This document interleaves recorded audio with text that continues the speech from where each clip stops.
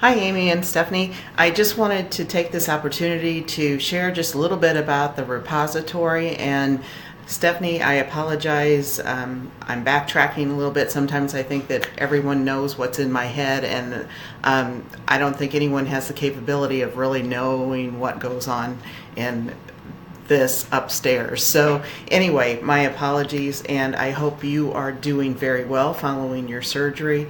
The repository itself is actually one of the grant deliverables. So what we are doing is looking at ways that we can gain insight into what is really needed out in the community and what is needed by the critical access hospitals and the public health departments and other organizations as well. So what we want to do is use a very strong service component for our experiential learning. So what we want to do is make sure that the projects that we connect our students with are very meaningful projects to those organizations that they are working with through their practicum experiences. So this is kind of a way to connect our students with those projects that organizations may need to have completed. So we're really providing some of that, and I'm saying a lot,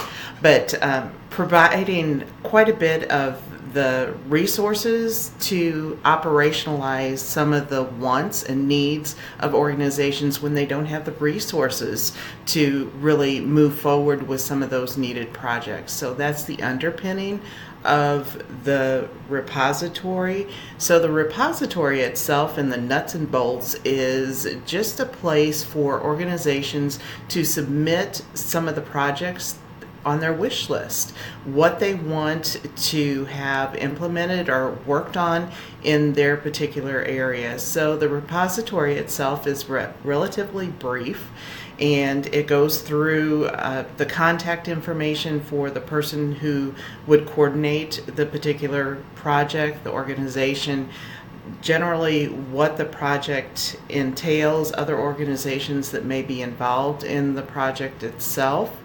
So this just provides us with some of the basic information to connect students with organizations so that they can work with those organizations through their practicum experience to develop some of these projects or work on pieces of existing projects to elevate the outcomes wherever the student is doing their practicum.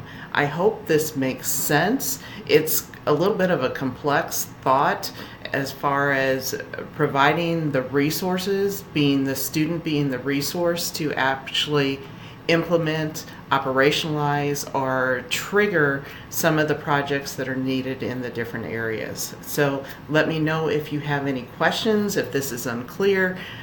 This is the e-form itself, and this is actually what we'll be rolling out to the critical access hospitals and the public health departments based on the email that I'm reading between you and Amy. So again, let me know if you need anything or if I can be of assistance or if this is just as clear as mud. So take care, and I'll talk to you soon.